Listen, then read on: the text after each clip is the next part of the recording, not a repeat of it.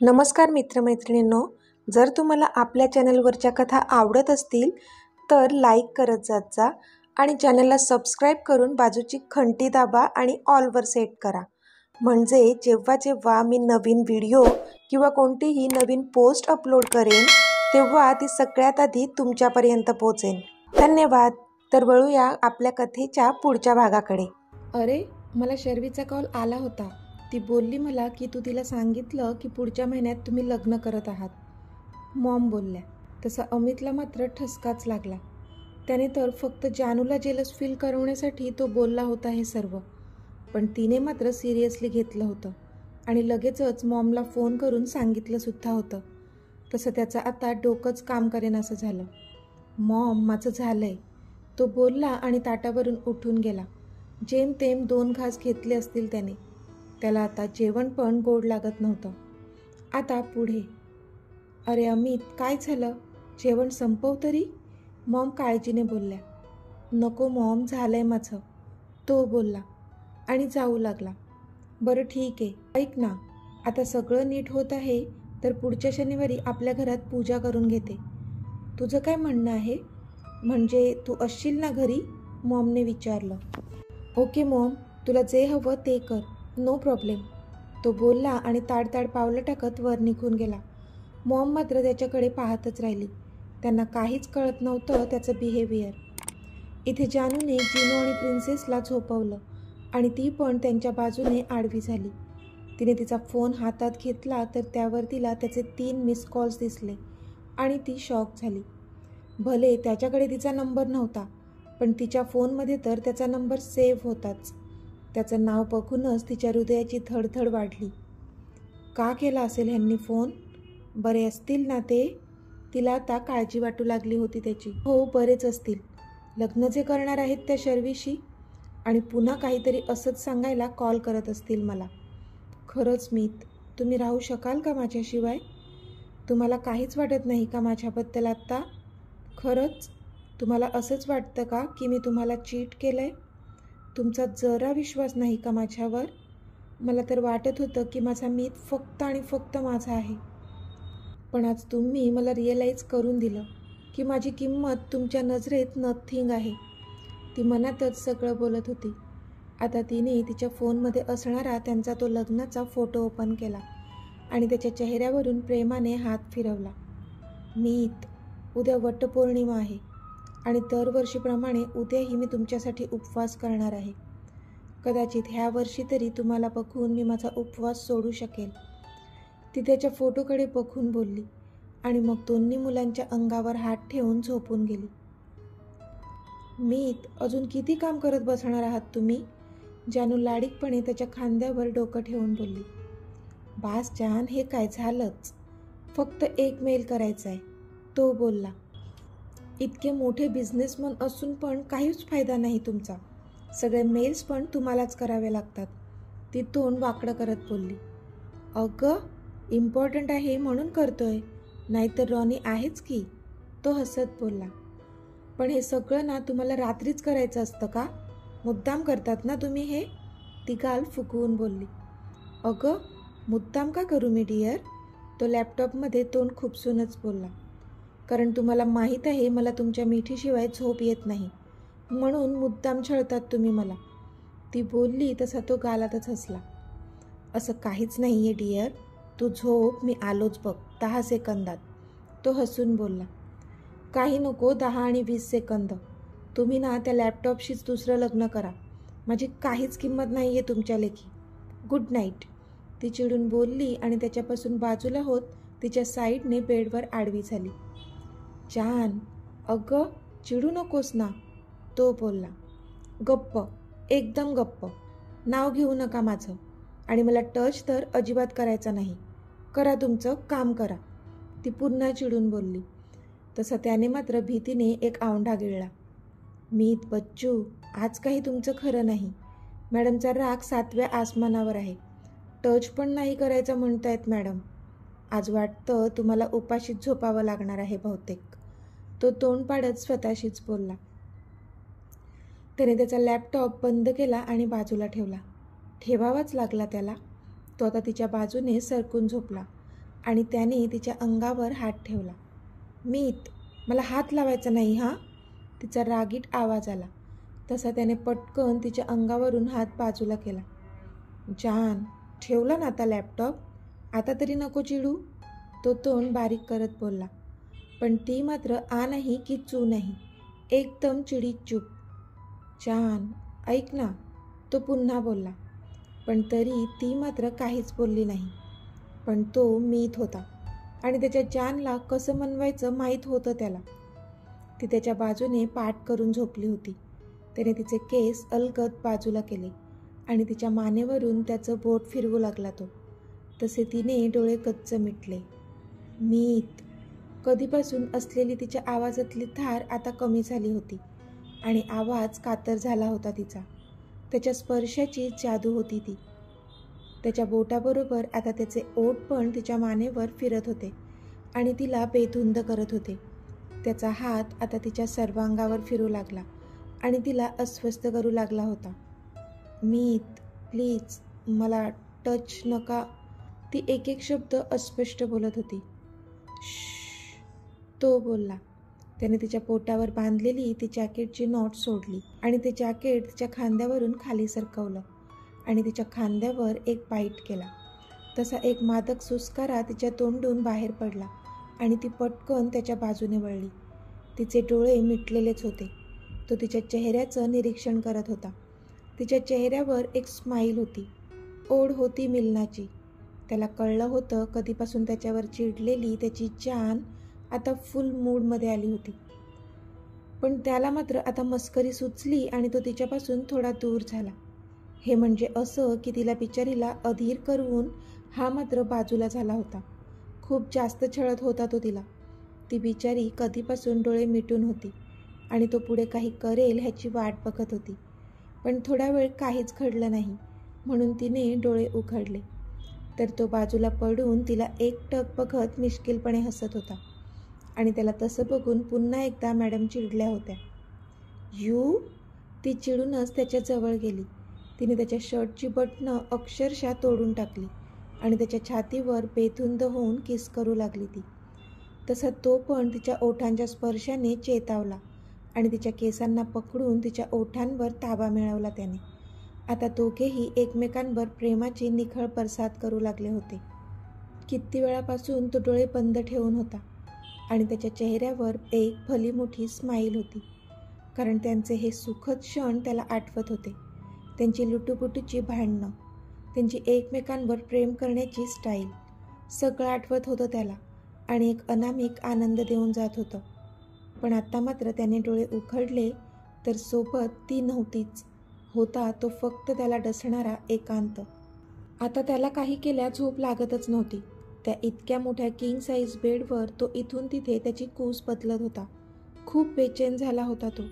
त्याला त्यांनी एकत्र घालवलेल्या रात्री आठवत होत्या आणि काहीतरी चमत्कार व्हावा आणि त्याची जान आत्ता ह्या क्षणी त्याच्या मिठीत यावी असंच वाटत होतं त्याला.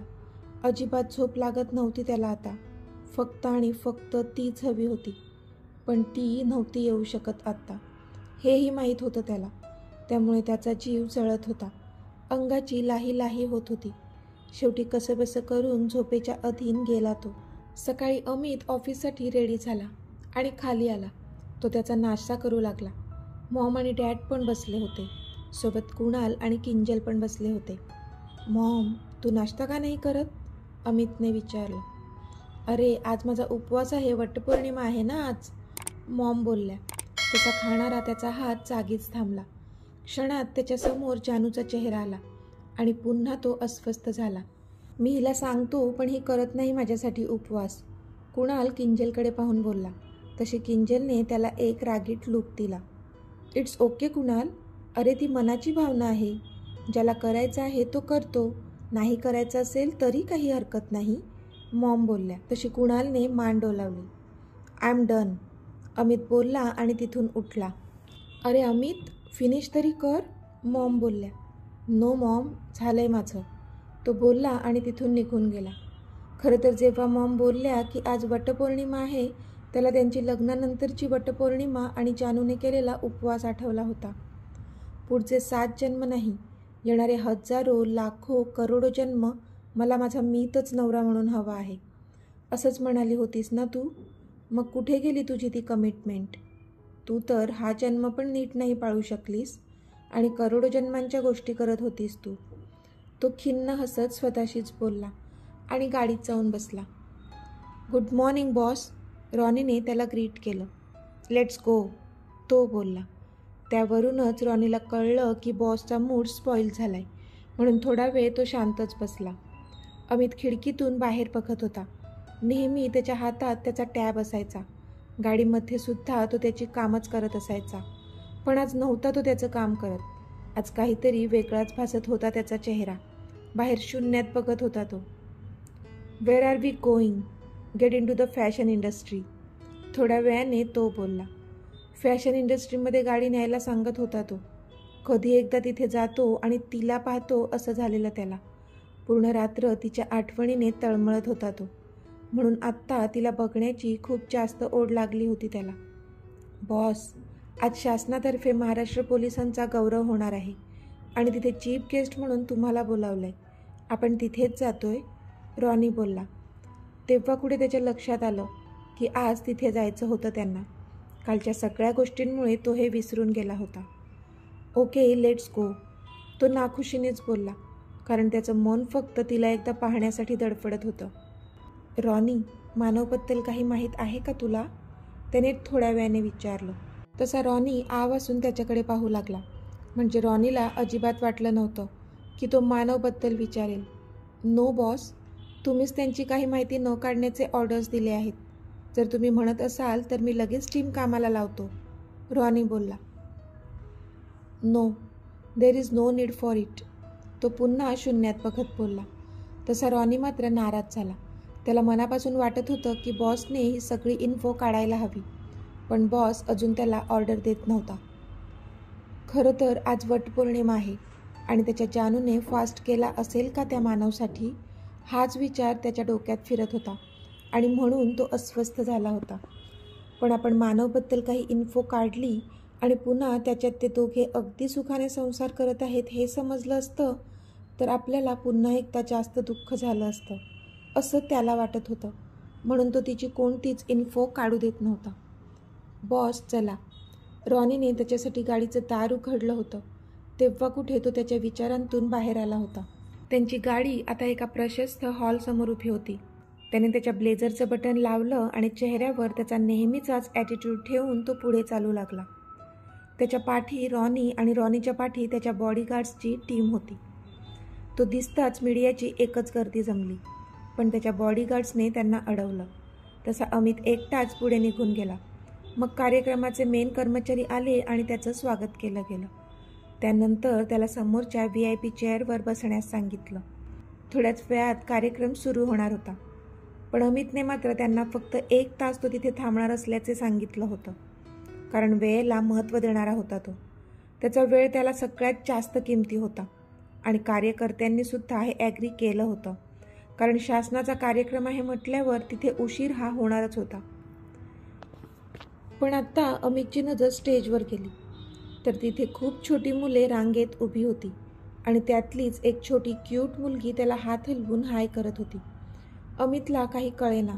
त्याने पाठी वळून बघितलं, पण त्याच्या पाठी कोणीच नव्हतं. त्याच्यापासून खूप दूर दुसरी रांग होती, त्यामुळे त्याला कळत नव्हतं की ती मुलगी नक्की कोणाला हात करत आहे. त्याने त्याचा गॉगल काढला आणि नीट निरखून पाहिलं तर समोर प्रिन्सेस हसत उभी होती आणि तिला पाहून त्याच्या चेहऱ्यावर पण भली मोठी स्माईल आली. प्रिन्सेस इथे, तो मनातच बोलला, पण तिला पाहून का कुणास ठाऊक त्याला खूप जास्त आनंद झाला होता. ऊर भरून आल्यासारखं वाटत होतं. शेवटी बापाचं काळीज होतं, मग भरून तर येणारच ना स्वतःच्या लेकीसाठी. पण अजून तरी त्यांच्या ह्या नात्याच्या सत्यतेपासून तो अनभिज्ञ होता. प्रिन्सेस आणि जिनू दोघंही त्या स्टेजवर होते. 5 स्कूलमधली मुलं तिथे आली होती आणि परफॉर्म करणार होती. त्यामध्ये त्यांच्या स्कूलचं पण नाव होतं, म्हणून ते इथे आले होते. प्रिन्सेस अमितला हाय करत असताना जिनूने पाहिलं होतं, म्हणून तो पुन्हा चिडला होता आपल्याच बापावर. तो डोळ्यांनीच तिला सांगत होता की तिथे नको पाहू, तरी ती मात्र अमितकडेच पाहत होती. थोड्या वेळाने त्यांचा परफॉर्मन्स सुरू झाला. अमित अगदी मन लावून त्यांचा डान्स एन्जॉय करत होता. थोड्या वेळापूर्वी जानूच्या आठवणीत कोमजलेला त्याचा चेहरा आता प्रिन्सेसमुळे मात्र खुलला होता, जे त्याच्या चेहऱ्यावरूनच दिसत होतं. आता 2-3 परफॉर्मन्स झाले होते आणि मग अमितला स्टेजवर येण्यासाठी अनाउन्समेंट केली गेली. तसा तो स्टेजवर गेला. त्याचं स्वागत केलं गेलं. मग त्याने तिथे एक स्पीच दिला. टाळ्यांचा कडकडाट झाला आणि मग तो उतरून खाली आला आणि त्याच्या चेअरवर जाऊन बसला. बॉस, निघायचं? रॉनीने विचारलं. कारण आता 1 तास झाला होता. पण अमितचं मात्र चित्त थाऱ्यावर नव्हतं. त्याची नजर प्रिन्सेसला शोधत होती, पण ती त्याला कुठेच दिसत नव्हती. बॉस, त्याने पुन्हा आवाज दिला. थांबूया थोडा वेळ, अमित बोलला. ओके बॉस, रॉनी बोलला. त्याला पण कळत नव्हतं बॉस का थांबायला सांगत आहेत, पण थांबावं लागणारच होतं त्याला, कारण त्याच्या बॉसची ऑर्डरच होती तशी. बराच वेळ अमित तिथेच बसून होता, पण पुन्हा काही प्रिन्सेस स्टेजवर आलीच नव्हती. फक्त पोलिसांना पुरस्कार देण्याचा कार्यक्रम सुरू होता. शेवटी बराच वेळ झाला. त्यात आता संध्याकाळ व्हायला आली होती. त्याने घड्याळ पाहिलं आणि रॉनीला इशारा केला. तसा रॉनी ओके बोलला आणि मग अमित सगळ्यांचा निरोप घेऊन तिथून निघाला. पण लॉनमध्ये येताच त्याला एक नाजूक आवाज कानावर पडला. Uncle, uncle. तसे त्याचे कान तिथे टवकारले.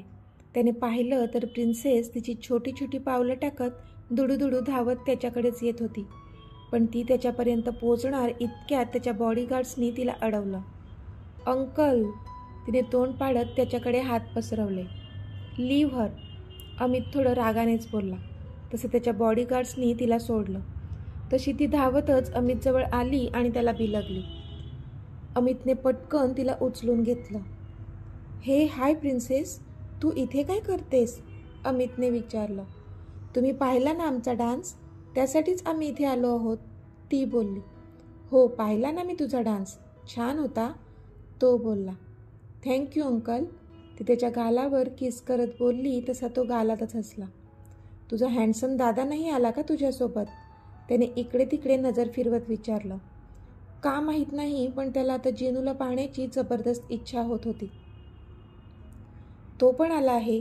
तो काय तिथे आहे? ती दूरवर बोट दाखवत बोलली. तशी त्याची नजर त्याला शोधू लागली, पण तो खूपच दूर असल्यामुळे त्याला दिसलाच नाही. रॉनी पण अमितला इतकं खुश बघून खुश झाला होता. सकाळपासून तो हिटलरच्या कॅरेक्टरमध्ये शिरला होता, पण आत्ता कुठे तो नॉर्मल बोलताना दिसत होता त्याला. ह्या मुलीमध्ये नक्कीच काहीतरी स्पार्क आहे, नाहीतर बॉस लगेचच कोणासोबत इतके कनेक्ट होत नाहीत, पण हिच्यासोबत मात्र पहिल्या नजरेतच कनेक्ट झाले आहेत. पण आता प्रिन्सेसला बघून रॉनीला आशूचा चेहरा डोळ्यासमोर आला आणि हरवला तो. ओ शिट, मी काय विचार करतो हा? ह्यांची आई आहे ती, पण इतक्या वर्षात तिला सोडून मी कधीच कोणाचा विचार केला नाही, कारण मला करायचाच नाही आहे. मी फक्त तिच्यावरच प्रेम केलं होतं. पण आज ह्या मुलीला बघूनच मला ह्या अशा फिलिंग्स का येत आहेत? नो, हे चुकीचं आहे, तो स्वतःलाच समजावू लागला.